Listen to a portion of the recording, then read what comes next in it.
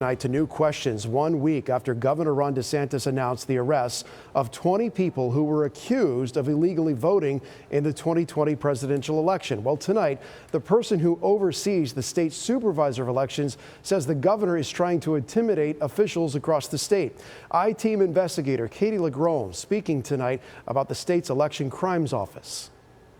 In defense of his administration's recent arrest of nearly 20 ex-felons for illegally voting during the 2020 election. It's not just going to be 20 arrests. This is the opening salvo. Florida Governor Ron DeSantis, who's up for re-election himself in November, made it clear when it comes to upholding election integrity, his eyes are not just on voters. There's some local jurisdictions, they just don't care about the election laws. Well, we do. Then he took it a little further. If you're not able to run an election right, then we obviously would want to hold people accountable. So stay tuned on that. Stay tuned on that.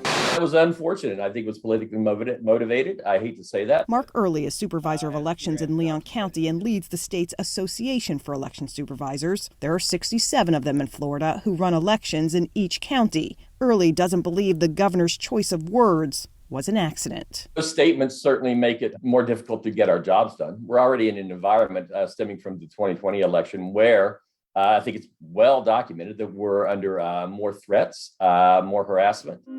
In recent months, Governor DeSantis has raised liberal eyebrows by removing several high-profile Democratic elected leaders, including a state attorney in Hillsborough County who pledged not to prosecute abortion cases, and 4 school board members in Broward County found incompetent by a grand jury following the Parkland High School shooting. After suspending them from office, the governor found their replacements through his own hand-selected conservative appointees. Though the governor has acknowledged recent elections in our state, including the 2020 presidential election, went off with only few glitches. There's been reports that supervisors have told voters, hey, if you're a convicted murderer, you can vote. Go ahead and vote. That's false. Early fears the governor is laying the groundwork for more suspensions.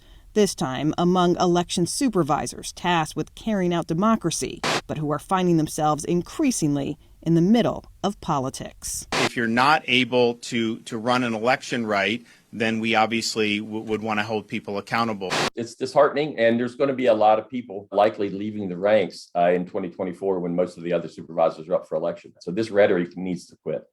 In response, the governor's spokesperson tells me they have no announcement to make about election supervisors at this time, and those who are properly doing their jobs and following the law have nothing to worry about.